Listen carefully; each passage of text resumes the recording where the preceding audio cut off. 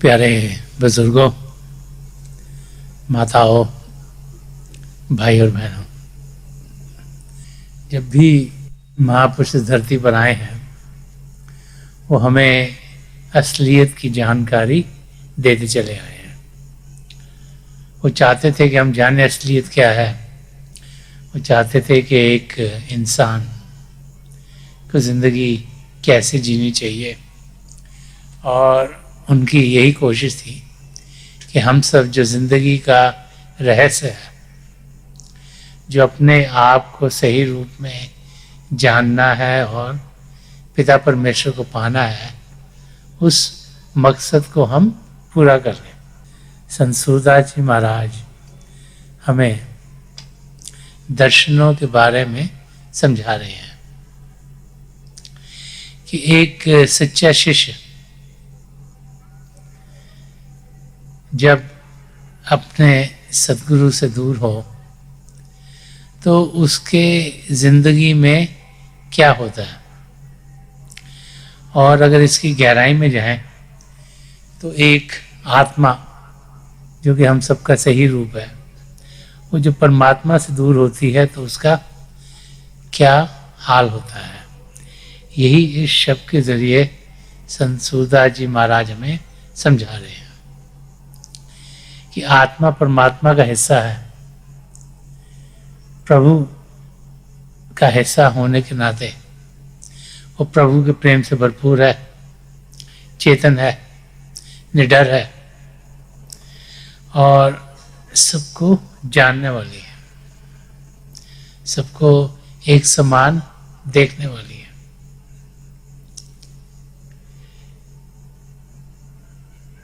वो आत्मा जब प्रभु से बिछड़ जाती है, उनसे अलग हो जाती है, तो फिर उसके अंदर हर समय यही कशिश रहती है कि वो पिता परमेश्वर में जाकर लीन हो।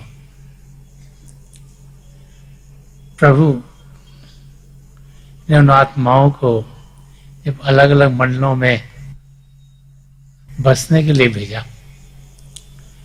तो आत्मा जैसे जैसे सचखंड से नीचे उतरी तो उसको कई आह्वान ओढ़ने पड़े। जैसे उसने अपने आप को या पार ब्रह्म में या ब्रह्मांड या अंड या पिंड के देश में पाया, तो उसने देखा कि उसके ऊपर ये अलग अलग आह्वान या शरीर चढ़ने शुरू हो गए। हम सब इस समय पिंड के देश में जीते हैं। इस देश में हमारी धरती है, आसमान है, चंद्रमा है, सूर्य है और बहुत सी गैलेक्सीज हैं। इस समय हमारी आत्मा के ऊपर ये पिंडी शरीर, इस शरीर को पंजाबी में पिंड कहते हैं, पिंडी शरीर है, उसके नीचे अंडी शरीर है, उसके नीचे ब्रह्मंडी शरीर है और फिर पार ब्रह्म का एक पर्दा है। तो चार ये मोटे मोटे गिलाफ हमारी आत्मा पर पड़े हैं। इसी करके जो अंदर में उसकी ज्योति है उसका हम अनुभव नहीं कर पाते। बड़े बड़े लैंप लगे हुए हैं, अगर इनके ऊपर चार मोटे मोटे कंबल आप डालेंगे तो वो रोशनी आपको दिखाई नहीं देगी। वही हालत हमारी है। जो बाहरी रूप है हमारा, उसकी और ही ध्यान दे। कोई नहीं कहेगा कि मैं आत्मा हूं, मैं प्रभु का अंश हूं। सब जो बाहरी रूप हमारा दिखता है उसको ही अपना आपा समझ लेते हैं, क्योंकि जब सुबह सुबह उठ के हम शीशे में देखते हैं तो हमें एक शक्ल दिखाई देती है। वही भारी शक्ल को हम अपना असली रूप समझ बैठते हैं। बार बार महापुरुष समझाते हैं कि हम सही मायनों में शरीर नहीं, ना ही ये मन है, ना ही ये इंटेलिजेंस है।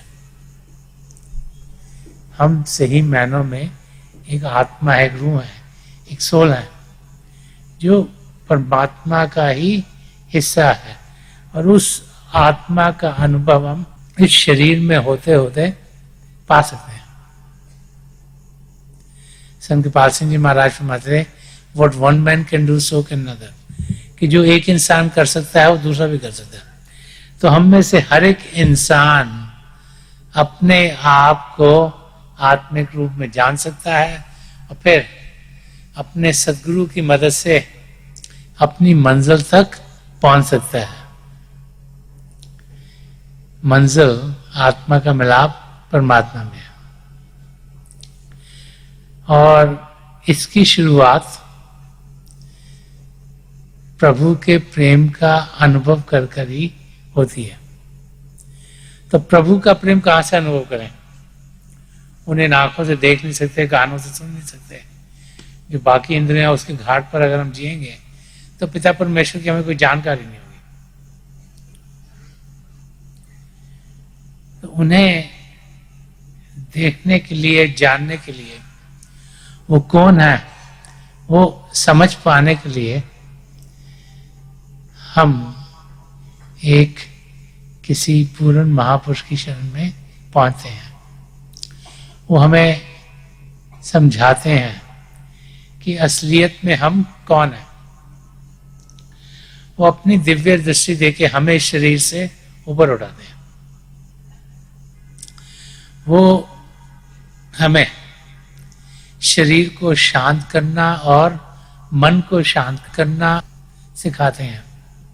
और जब शरीर शांत होगा, मन शांत होगा और इंद्रियां भी अंदर की ओर खिंची होंगी, तभी हम जाकर प्रभु के सही रूप की जानकारी पा सकते हैं। कि शांत अवस्था के अंदर ही हम अपने आप को सही रूप में देखते हैं और फिर हमारे कदम पिता परमेश्वर की ओर बढ़ने शुरू हो जाते हैं। अगर अपने आप ही हम प्रभु को पा सकते हैं तो फिर हम में से हर एक पिता परमेश्वर को पा गया होता। जैसे हम स्कूल में जाते हैं, चाहे कोई लैंग्वेज सीखनी है, चाहे फिजिक्स केमिस्ट्री मैथमेटिक्स पढ़नी है, चाहे कुछ और हमने पढ़ना है, तो उसके लिए किसी अध्यापक या टीचर की हमें ज़रूरत होती है। उनकी मदद से हमारी जानकारी उस सब्जेक्ट की होती है। क्योंकि कई सब्जेक्ट हैं जिसमें थ्योरेटिकल नॉलेज नहीं, प्रैक्टिकल नॉलेज चाहिए। हम लैबोरेटरी में जाते हैं, एक्सपेरिमेंट करते हैं, और एक्सपेरिमेंट जब करते हैं तो उस लिहाज से हमें मालूम हो जाता है कि जो हम कर रहे हैं इसका जो नतीजा है ये ठीक है कि नहीं। तो नतीजों को जब टैबुलेट करते हैं तो हमें समझ में आता है ये चीज़ ठीक है, ये चीज़ ठीक नहीं है। तो ऐसे ही अपने आप को जानने के लिए हम अपने साथ ही एक्सपेरिमेंट करते हैं। हमारी आत्मा, हमारी रूह शरीर के अंदर है, और उसकी जानकारी पाने के लिए हम ध्यान अंदर की ओर करते हैं। बुल्ले शाह जो यंग एज में पिता परमेश्वर को पाना चाहते थे, कभी एक गुरु के पास जाते थे, कभी दूसरे के पास जाते थे, कभी तीसरे के पास जाते थे। तो किसी ने को कहा कि ये इनायत शाह, तुम इनके पास जाओ। वो इनायत शाह के पास गए। तो उस जमाने में अपने शिष्यों को गुरु सेवा में लगा देते थे। तो इनायत शाह गार्डनर थे, माली का काम करते थे। तो उन्होंने कहा कि पौधे यहाँ से यहाँ लगा दो, यहाँ क्यारियाँ बना दो, यहीं काम कर दो, यहीं काम कर दो। तो एक दो हफ्ते जब बुल्ले शाह वहाँ लगे रहे, तो एक दिन उन्होंने इनायत शाह से कहा कि मैं तो इधर पिता परमेश्वर को पाने आया हूँ, तो मुझे बताइए कि मैं उन्हें कैसे पाऊंगा। तो इनायत शाह ने बड़े प्यार से कहा कि साईंदा की पावना इधरों पुटना तो उधरों लावना, कि पिता परमेश्वर को पाना कोई मुश्किल काम नहीं है। ध्यान जो तुम्हारी आत्मा का भारी रूप है उसको बाहर की दुनिया से हटाकर यहाँ शिव नेत्र पर एकाग्र करो। इसीलिए बार बार महापुरुष समझाते हैं कि हम अपने सदगुरु के दर्शन करें। दर्शनों के जरिए उनकी आंखों से हमारी आंखों तक, उनके दिल से हमारे दिल तक, और उनकी रूह से हमारी रूह तक कनेक्शन होता है। तो हमारी रूह में, हमारी आत्मा में एक हिलोर उठती है, वो फिर प्रभु की ओर बढ़ना शुरू हो जाती है। और ये यात्रा प्रेम की यात्रा है। संत दर्शन सिंह जी महाराज ने इस यात्रा के बारे में फरमाया कि खाक से ताबा क्या कशा, हमने तो जब किया सफर, इश्क मिला कदम कदम, हुस्न मिला नजर नजर। तो ये अंदर की यात्रा सुख चैन की यात्रा है, खुशी की यात्रा है। और इस यात्रा पर हम सब जा सकते हैं ये बार बार बार महापुरुष हमें समझाते चले आए। जब तक वो कनेक्शन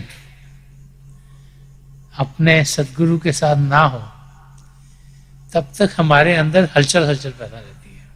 संत सूरदास जी महाराज फरमा रहे हैं कि अखियां हरि दर्शन की प्यासी। एक तो भारी रूप से दर्शन होते हैं कि इन आंखों से हम भारी रूप से अपने सदगुरु के दर्शन करें। कई बार होता है हम किसी और जगह पर हैं, वो किसी और जगह पर हैं और हम उनको शारीरिक रूप में देख नहीं पाते। तो जब उनके अंग संग ना हो, उनके हमें दर्शन ना हो, तो हमारे अंदर एक रेस्टलेसनेस सी हो जाती है, एक प्यास बढ़ती चली जाती है। जैसे एक हिरन जब वो डेजर्ट में हो, रेगिस्तान में हो, तो वो पानी के लिए कभी यहाँ भागता है, कभी यहाँ भागता है, कभी यहाँ भागता है, लेकिन उसे पानी मिलता नहीं, उसकी प्यास बढ़ती चली जाती है। वही हालत हमारी होती है। हम चाहते हैं कि हमें दर्शन मिले, लेकिन किसी कारण मिल नहीं पा रहे, या हम कहीं किसी और जगह पर हैं, या हमारे सदगुरु कहीं और फिजिकली हमसे दूर हैं। तो वो जो प्यास है उनको जानने की, उनको पहचानने की, उनकी नज़दीकी पाने की, उनकी जो दिव्य दृष्टि जब हमें पड़ती है तो ऐसे लगता है जैसे ठंडक ठंडक शरीर में पड़ गई हो, कि शांति शांति हमारी जिंदगी में आनी शुरू हो जाए और जो हलचल है वो रुक जाए। और इसके पीछे एक गहरा और मतलब भी है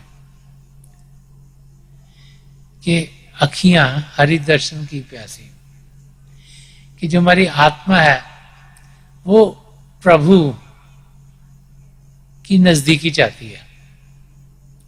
हमारी आत्मा जो परमात्मा का अंश है उससे दूर हो गई, वो उसके अंदर एक लगन पैदा हो गई है कि उसने असलियत को जानना है, उसने अपने आप को जानते हुए कदम पिता परमेश्वर में लीन होने के लिए बढ़ाने। और जब वो ना हो तो उसकी प्यास और बढ़ती चली जाती है, बढ़ती चली जाती है, बढ़ती चली जाती है।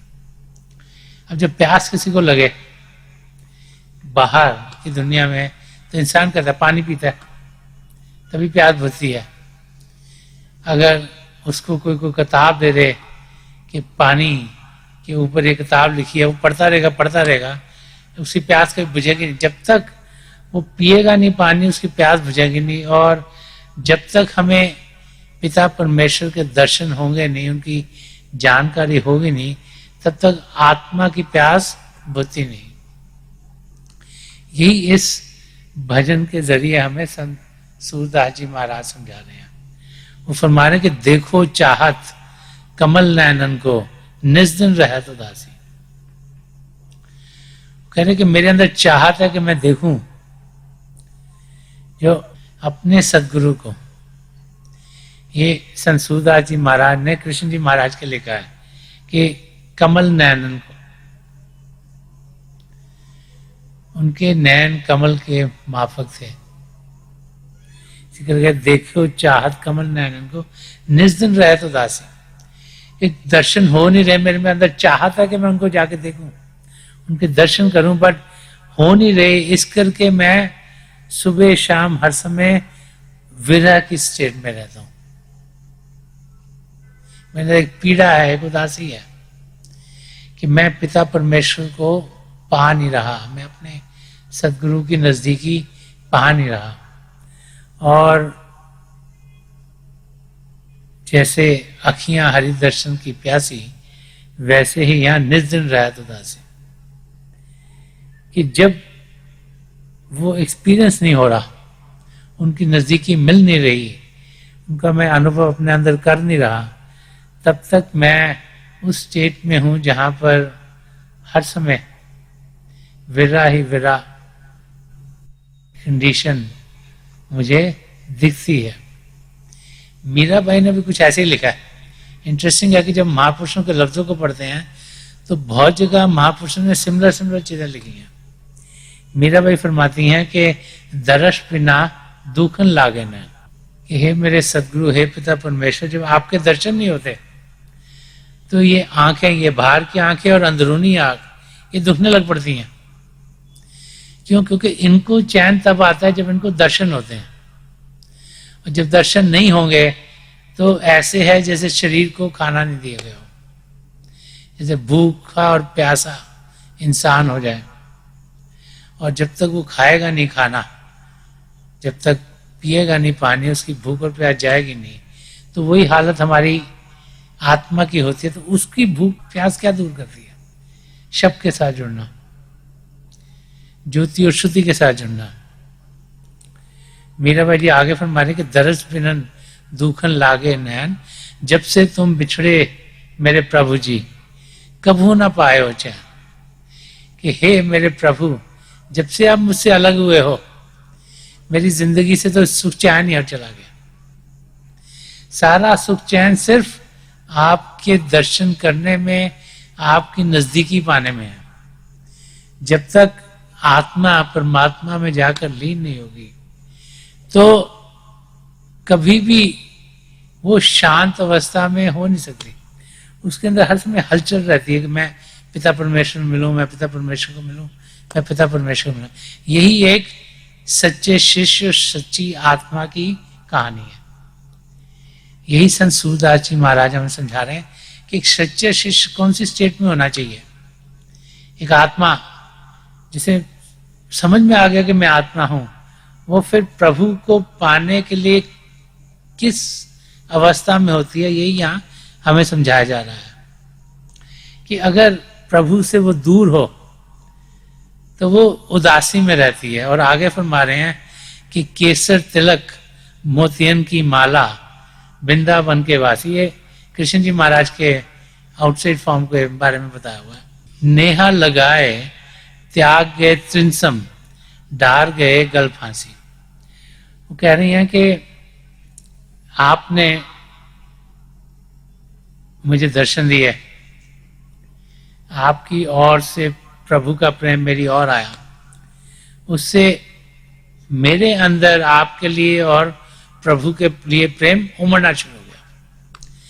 अब जब वो प्रेम उमड़ना शुरू हो गया तो उसका तो मजा तब है जबकि अपने सदगुरु या पिता परमेश्वर के हमें नजदीकी हो, जिसके लिए हमारे अंदर प्रेम जागृत हो।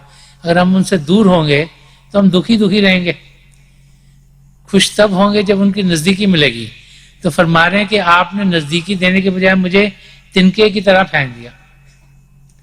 कि नेहा लगाए त्याग गे त्रिमसम, कि जैसे तिनका होता है उसे हवा में उड़ जाता है या उसको फेंक दिया, मुझे पास लगाया नहीं, और डाल गए गल फांसी। और गल फांसी का मतलब इधर है, जब गले में फांसी पड़ती है तो आदमी को ना सांस आती है, उसको पता मैं खत्म होने वाला हूं। तो यहाँ समझा रहे कि मुझे उस अवस्था में पहुंचा दिया जहां के मैं हर समय थर थर थर थर कर रहा हूं। और यही हालत एक सच्चे शिष्य की होती है। वो चाहता है वो पिता परमेश्वर से एक में को, वो चाहता है कि जिंदगी के मकसद को पूरा करे, लेकिन मन माया का खिंचाव इतना ज्यादा है कि वो उसको पा नहीं सकता। तो जब पा नहीं सकता और मन उसके लिए रुकावटें पैदा करता है, तो फिर वो जीव अपने आप को बड़ी ही बुरी सी हालत में पाता है। और ये जो विरह की हालत है, ये एक स्टेज है जिसमें से एक सच्चे शिष्य को गुजरना पड़ता है ताकि वो सदा सदा के अनंत की अवस्था में पहुंचे। सदा सदा की अनंत की अवस्था तब आती है जब हमारी आत्मा का मिलाप परमात्मा में होता है। बार बार महाप्रसन्न समझाते हैं कि हम सब उस अवस्था को पा सकते हैं। वो अवस्था को हमसे दूर नहीं, पिता परमेश्वर के आसमान में हमारे भीतर ही है। एक वाक्य पुराने समय का है कि एक ग्रुप ऑफ पीपल थे जो रहा करते थे। तो उन्होंने देखा कि जब उनके नई जनरेशन आ रही थी तो नई जनरेशन के तौर तरीके बुजुर्गों से कुछ अलग थे। तो बुजुर्गों ने सोचा कि ये तो हमारी बात सुनते नहीं है, हम कोई चीज़ एक तरीके से करते हैं, दूसरे तरीके से कर रहे हैं। तो उनको दंड देने के लिए उन्होंने सोचा कि जो खुशी इनको मिलती है उसको हम ले लें, से दूर कर लें। तो उन्होंने उन सब की खुशी लेके उसको इकट्ठा करके पकड़ लिया। अब सोचा कि ये खुशी छुपाएं कहाँ पर, ताकि ये इनको मिले ना। अगर मिलेगी नहीं तो फिर हमारी बातचीत सुनेंगे। अरे हर समय खुशी ले जो भी कर रहे हैं उसमें, तो हमारी बातचीत नहीं सुनेंगे। तो वो बुजुर्ग सोचने लगे कि इसको छुपाएं कहाँ। तो किसी ने कहा इसको ना पहाड़ की चोटी पे जाके छुपाते हैं। जब बाकी क्या कहते हैं हाँ बात तो ठीक है, बड़ो कहने लगे ये तो यंग लोग बहुत इंटेलिजेंट हैं, वहां पे जाके ढूंढ लेंगे उसको। तो किसी और ने कहा कि ऐसे क्यों ना करें कि जमीन में ना बहुत बड़ा छेद करते हैं और सबसे नीचे जाके छुपा, ऊपर मिट्टी से बंद कर देते हैं, इसको पता ही नहीं लगेगा। तो सबको अच्छा लगा, लेकिन एक ने कहा कि तुम पता नहीं आजकल तो नई नई इंस्ट्रूमेंटेशन निकल रही हैं, वो लेके जाते हैं कोई मैग्नेटिक चीज, अगर पीछे कॉइन पड़ा हो कोई और पड़ा जमीन के अंदर, उनको पता लग जाता है, तो ये समय से ढूंढ लेंगे। तो तीसरे का अच्छा क्या करते हैं कि जो है ना समुद्र, उसकी गहराई में जाके छुपा देते हैं खुशी को, वहां तो पहुंच नहीं सकेंगे। तो फिर किसने कहा आजकल तो वो स्कूबा डाइवर्स आ गए हैं, वो तो कहीं तक अंदर चले जाते हैं और टैंक्स ऑक्सीजन के आ गए हैं जो लगा के वो जाते हैं, तो डेप्थ तक चल जाएंगे, वहां भी ढूंढ लेंगे। तो सोच सोच के उनको समझ नहीं आया क्या करें। तो फिर एक ने सजेस्ट करा कि हम इनकी खुशी ना इनके अंदर डाल देते हैं, अंदर तो देखेंगे नहीं कभी, ये तो बाहर ही ढूंढते रहेंगे, हम तो कुछ भी ढूंढना चाहते हैं बाहर ढूंढते हैं। तो उन्होंने खुशी अंदर छुपा दी और आज तक उसे ढूंढ नहीं पाया। हम सब सोचते हैं कि खुशी हमें बाहर की चीजों में मिलेगी और हमारा ध्यान बाहर की ओर ही जाता है खुशी को पाने के लिए। हम भूल जाते हैं कि खुशी हमारे भीतर है, हमें अंदर की दुनिया में कदम बढ़ाने हैं कि प्रभु को पाने के लिए इन बाहर की आंखों की जरूरत नहीं, ना इन कानों की जरूरत है, ना इन हाथों की जरूरत है, ना इन टांगों की जरूरत है। संत दर्शन सिंह जी महाराज ने बड़ा खूबसूरती से लिखा है कि पिता परमेश्वर को कैसे पाए। वो कहते हैं बगैर आंख के देख उसके जलवाजारों को, इन आंखों से नहीं, बगैर आंख के देख। तो बगैर आंख के कैसे देखें? इस अंदरूनी आंख से। अगर पिता परमेश्वर को पाना है तो ये शिव नेत्र को जागृत होना पड़ेगा, ये शिव नेत्र खुलना पड़ेगा, ये 10वां द्वार खुलना पड़ेगा, तभी पिता परमेश्वर की जानकारी। नहीं तो अरे इन आंखों से सारे जिंदगी जीते रहे तो ये तो सिर्फ माया की चीजें हमें दिखाती हैं, ये बाहर की चीज दुनिया की चीजें दिखाती हैं। तो संत दर्शन सिंह जी महाराज समझा रहे हैं अगर पिता परमेश्वर को पाना है तो बगैर आंख के देख उसके जलवाजारों को, कि प्रभु के क्या क्या जलवे हैं। वो आंखें, इस आंख को बंद करो, इस आंख को खोलो, तब तुम पिता परमेश्वर क्या है, उनके जलवे क्या हैं, उनकी रोशनियां क्या हैं, उनके अंदर के नजारे क्या हैं, उसकी आपको जानकारी होगी। और आगे फरमाया बगैर कान के सुन उसकी गैबाना सजा। इन कानों से हम क्या सुनते हैं? बाहर की चीजें, लैंग्वेजेस कोई बोल रहा है, कोई गाने गा रहा है, कुछ आवाजें आ रही हैं और चीजें, वो सब सुनती हैं उतनी फ्रीक्वेंसी जितनी ये कान सुन पाता है, उसके ऊपर नीचे कुछ नहीं हम सुन पाते। पर वो कह रहे हैं इन कानों से तो सिर्फ बाहर की चीजों को सुनोगे। अगर सुनना है कुछ तो अंदरूनी कान को खुलवाओ, उसके जरिए तुम प्रभु के शब्द को सुनोगे। वो जैसे कबीर साहब ने नूर कहा है, वो कहते हैं अव्वल अल्लाह नूर उपाया, कुदरत के सब बंदे, एक नूर ते सब जग उपजा, कौन भले कौन मंदे। कि सबसे पहले पिता परमेश्वर से, उसको अल्लाह कहो, वाहिगुरु कहो, यहोवा कहो, परमात्मा कहो, ईश्वर कहो, उनसे नूर उत्पन्न हुआ, उसे नूर कहो, शब्द कहो, होली वर्ड कहो, light and sound of God कहो, और उससे सारी सृष्टि रची गई है। तो वो शब्द हमारे अंदर चल रहा है, उसके दो रूप हैं, एक ज्योति और श्रुति, लाइट एंड साउंड। तो इन आंखों से उस रोशनी को बाहर की आंखों से नहीं देख सकते। ये जब अंदरूनी आंख खुलती है, शिव नेत्र खुलते, तो वो रोशनी दिखती है, और यही अंदरूनी आंख है, ये अंदरूनी कान है, और अंदर में शब्द को सुनने के हम लायक हो जाते हैं। तो फरमा रहे हैं बगैर आंख के देख उसके जलवाजारों को, बगैर कान के सुन उसकी गहबाना सजा के। जो शब्द उसने कण कण में समाया उसको सुनो, उसके साथ जुड़ो, उसके जरिए तुम यहाँ नीचे आए हो। जब जुड़ोगे तो हम वापस पिता परमेश्वर को जाके मिल सकते हो। और फरमाया बगैर पांव के चल उसकी राह गुजारों में। इन पांवों से हम क्या करते हैं? चलते हैं, यहाँ से वहां जाते हैं, वहां से वहां जाते हैं, घर से बाजार गए, बाजार से वापस आए, घर से ऑफिस में गए, ऑफिस से वापस आए, यहाँ से उधर गए, यहाँ से उधर गए। हम चलते हैं, एक जगह से दूसरी जगह जाते हैं। तो कहते बगैर पांव के चल उसकी राह गुजारों में। इन पांवों से नहीं तो कैसे? आत्मा तो उड़ती है, उसको पैरों की जरूरत ही नहीं है। जो राह गुजार, जो रास्ते पिता परमेश्वर ने बनाए हैं हमको उन तक पहुंचने के लिए, उन रास्तों को हम पकड़ें। वो रास्ते बाहर नहीं, वो सब भीतर हैं। जब यहाँ ध्यान टिकाते हैं तो शब्द के साथ जुड़ जाते हैं, और शब्द के साथ इस सारे खंड बने उसके जुड़ के हम वापस पिता परमेश्वर के धाम में, सचखंड में पहुंच सकते हैं। और फरमा रहे हैं कि बगैर हाथ के हर काम कर उसी के लिए। इन हाथों से तो हम काम करते हैं ना, लिखते हैं, कुछ और काम करते हैं, यहां से उठा के चीज वहां रखते हैं और काम करते हैं हाथों से। तो कहते हैं इन हाथों से काम नहीं करना, बगैर हाथ के हर काम कर उसी के लिए। उसके लिए क्या काम करना है? सेवा, किसी की मदद करना। उसके लिए और क्या काम करना है? उसको जानना, उसको पहचाना, उससे एक में होना, उससे मिलना।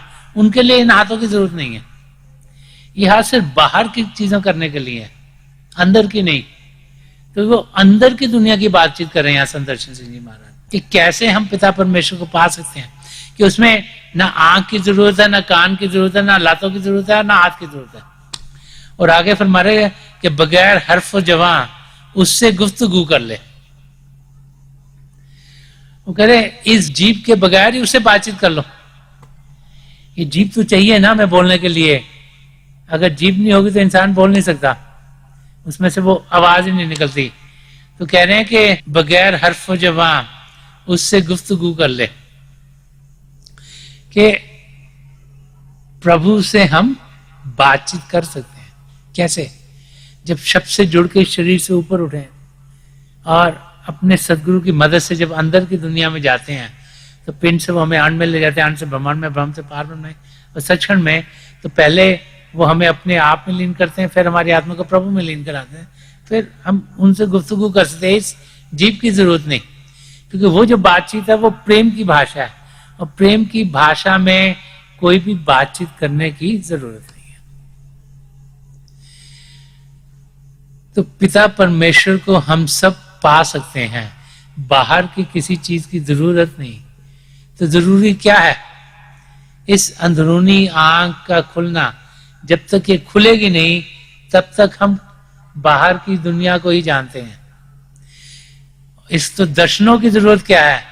कि जब हम पूरन महापुरुष के चरण कमलों में पहुंचते हैं, उनके दर्शन करते हैं, तो कभी मालूम नहीं कि कब उनकी ओर से जो रूहानी किरणें आ रही हैं वो इस शिव नेत्र को खोल दें और हम अंदर की दुनिया में उड़ान करनी शुरू करें। बार बार बार महापुरुष जब भी इस धरती पर आए हैं उन्होंने यही समझाया है कि जिंदगी का मकसद है हम अपने आप को जाने। गुरु नानक देव जी महाराज ने फरमाते हैं दर्शन आप सहज करावे, निर्मल वाणी नाद बजावे। कहते दर्शनों का फायदा क्या है? कि दर्शन आप सहज करावे, कि जब एक पूर्ण महापुरुष के दर्शन होते तो क्या होता है? हमारी आत्मा अपने सच्चे घर पहुंच जाती है, सचखंड तक पहुंच जाती है। इसीलिए कबीर साहब ने कहा कि अपने सदगुरु के एक बार ही नहीं 1000 बार दिन में दर्शन करें। कुछ मालूम नहीं कब उनकी कृपा हम पर पड़े और हमारा बेड़ा पार हो जाए, हम इस दुनिया और उस दुनिया दोनों की जानकारी पालें। क्योंकि एक पूर्ण महापुरुष हमें अपने आप में बदल देते हैं। जो पारस पत्थर है वो तो सिर्फ हर एक चीज को सोने में बदलता है। तो यहाँ गुरु नानक देव जी महाराज फरमाते के दर्शन आप सहज करा, कि जब सही दर्शन मिलते हैं अपने सदगुरु के तो हमारी आत्मा जो सचखंड है, जो हमारा सच्चिया धाम है, वहां पर ले जाती है और निर्मल वाणी नाद बजावे। और जो हमारे अंदर प्रभु का शब्द चल रहा है, जैसे धुर की वाणी भी कहा गया, जो अनहद शब्द है जो प्रभु ने चलाया हुआ है, जिसके लिए किसी हाथों की जरूरत नहीं, किसी मुंह की जरूरत नहीं, किसी इंस्ट्रूमेंट की जरूरत नहीं, वो खुद ब खुद चल रहा है। उसे क्रिएटिव पावर कहा गया, उसे नूर कहा गया कि वो शब्द के साथ जुड़कर हम वापस निर्धाम जा सकते, क्योंकि उसी शब्द के साथ सब कुछ रचा हुआ है। बाइबल में भी आया कि in the beginning was the word was with God and the word was God, कि सृष्टि के शुरुआत में शब्द था, शब्द और परमात्मा एक ही थे, परमात्मा ही शब्द था, शब्द ही परमात्मा है, और उसी शब्द से सारी सृष्टि रची गई। पहले सचखंड बना, फिर पार ब्रह्म बना, फिर ब्रह्मांड बना, फिर अण्ड बना, फिर पिंड बना। जैसे जैसे वो शक्ति नीचे आती गई उसमें माया की मिलावट बढ़ती चली गई। तो इस समय हम पिंड के देश में हैं जहां माया ही माया। हमने इस देश में जीते हुए अपना ध्यान पिता परमेश्वर की ओर करना है, और जब एक पूर्ण महापुरुष की हम संगत पाते हैं, उनके सत्संग में जाते हैं, उनकी नजदीकी पाते हैं, तो उनकी तवज्जो हमें इस धरती से उठाकर अंदर की दुनिया में पहुंचा देती है। और आखिर में यहाँ संत सूरदास जी महाराज फरमा रहे हैं कि काहो के मन की को ना जानत, लोगन के मन हासी। वो फरमा रहे हैं कि क्योंकि हम पिता परमेश्वर को पाने की कोशिश कर रहे हैं, जो बाहर की दुनिया के लोग हैं वो तो हमारा मजाक उड़ाते हैं। क्यों? उनका ध्यान तो बाहर की दुनिया में है। एक वाक्य महापुरुष सुनाया करते थे कि एक संत जी थे, वो किसी गांव में व्याख्या करते थे, और बहुत से लोग उनके पास आते थे, उनको लोग बहुत प्यार करते थे, उनको मानना शुरू हो गए, क्योंकि उनसे मदद लेते थे और उनको सबको मदद मिलती थी। तो एक दिन संत जी ने कहा कि बेटा आप क्या करना कि अगले 2 दिन कोई भी अपने घर से ना निकले, क्योंकि अगर आप घर से बाहर निकले तो आप पागल हो जाएंगे, क्योंकि कुछ हवा ऐसी चल रही है कि जो भी घर से बाहर होगा वो पागल हो जाएगा। तो सबने सोचा संत जी को क्या हो गया, ऐसे थोड़ा कि आदमी पागल हो जाएगा। तो बहुत से लोग दोनों दिन बाहर निकले, बहुत थोड़े से लोग थे जिनको संत जी में बड़ा यकीन था, अपने घर में रखे। तो जब 2 दिन के बाद वो बाहर निकले तो देखा सारे के सारे बाकी पागल हुए हैं, ये थोड़े से थे। ये उनको समझाने की कोशिश करें तो वो तो बहुत ज्यादा थे। तो उनका तुम ही पागल हो, हम तो सब ठीक है। वही हालत उन लोगों की है जो पिता परमेश्वर को पाने के लिए कदम बढ़ाते हैं। लोग उनकी हंसी उड़ाते हैं, कहते हैं ये क्या, अगर छोटी उम्र में तुम पिता परमेश्वर को पा रहे हो, कहते ये तो बुजुर्गों का काम है, छोटी उम्र में प्रभु को याद करने की क्या जरूरत है, खाओ पियो मौज करो, यही लोग कहते हैं।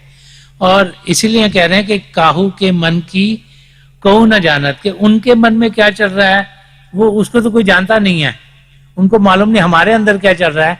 तो लोगों के मन हंसी के, जो बाकी लोग हैं वो तो मेरी हंसी उड़ा रहे हैं, यही संत सूरदास जी महाराज ने समझा रहे हैं। क्यों? क्योंकि मैं पिता परमेश्वर को पाना चाहता हूं, मैं उनके दर्शन, अपने सदगुरु के दर्शन, पिता परमेश्वर के अंदर दर्शन ना होने के कारण मेरे अंदर वियोग है। लेकिन जो बाकी लोग हैं उनको क्योंकि सिर्फ बाहर की समझ है, वो मेरी हंसी उड़ा रहे हैं। और आखिर में फरमाया सूरदास प्रभु तुमरे दरस बिन लेहूं करवट कासी।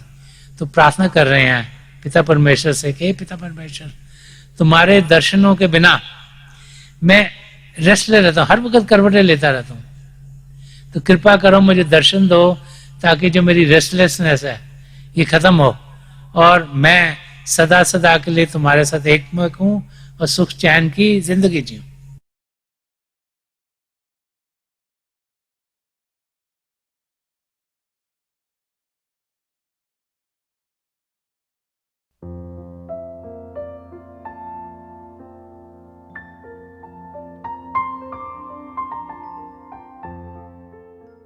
तो थोड़ी देर के लिए आप सब अभ्यास के लिए बैठ जाइएगा। आप जहाँ भी बैठे आराम से बैठिएगा, अपनी आंखें बंद कर लीजिएगा। ये जो आंखों के डेले हैं ये सीधे 8-10 इंच आपके सामने फोकस हो।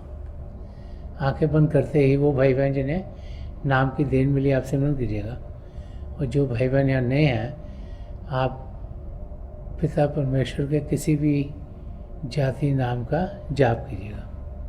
जाप मन ही मन करना, ऊंचा नहीं दोहराना।